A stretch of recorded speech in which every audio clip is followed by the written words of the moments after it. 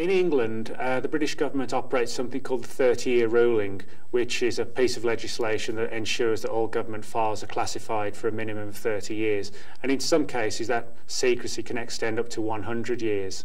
And various reports have surfaced through the British legislation from the Ministry of Defence, the Royal Air Force, the Air Ministry,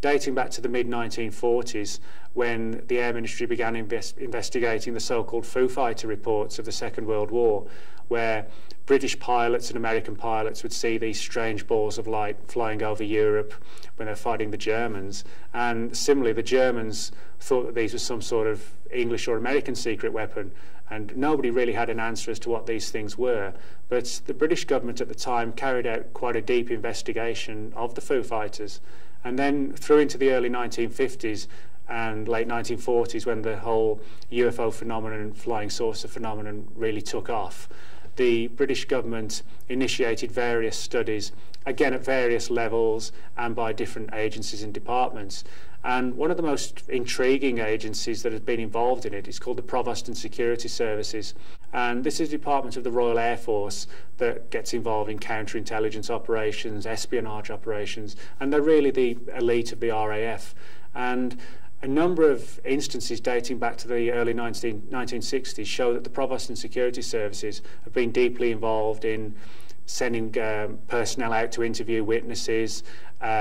securing alleged landing sites and checking for trace evidence at the scene, radiation, physical landing marks, things like this. So these are the guys who really get into the forefront of the investigations and have done so for years. And largely this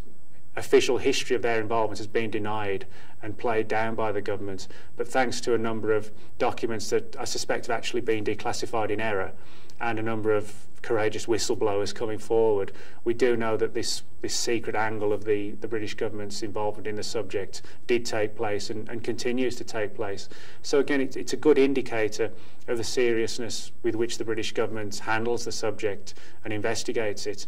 And I think possibly one of the things that people may not be aware of is that there are, in England as well, various tiers and different levels of investigations that are carried out. There's a public office at the Ministry of Defence at Whitehall that handles UFO reports, and they're quite open about this, that if you send a report in, it'll be investigated, and they'll give you their response as to whether they think it was a satellite, a meteorite, or an unknown. But the military reports, for the most part, are handled at a far more covert level, and the government are less inclined and less happy about speaking about events and instances where British airspace has been penetrated by an unknown and it's been seen by a qualified military pilot and also tracked on radar. It's these particular cases, that physical evidence type cases, that tend to worry them to a degree and that they clam up over when it comes to discussing the subject. In England, there are several good quality cases that would fall into the category, to me at least, as being evidence of something very unusual having occurred,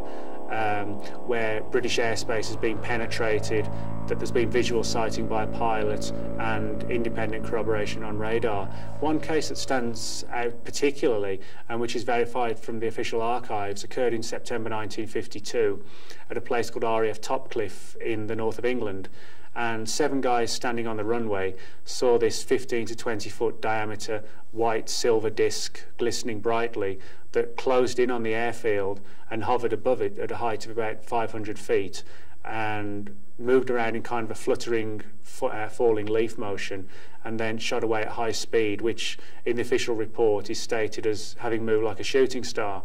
And being trained observers, they'd never seen anything like this before, realised that it wasn't a military aircraft, a Soviet aircraft or anything like that. And the report was sent up the chain of command. And it was this report, perhaps more than any other, that in the early 1950s prompted the Ministry of Defence to really upgrade their UFO investigations. Up until that time, they'd investigate each case on its own merit and say, well, maybe it's genuine, maybe it's not. But it was this case that more than any other that prompted them to really dig deeply and send orders out to military bases around the country,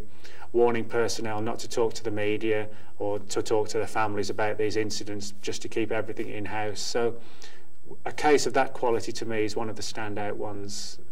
from the British government's UFO history.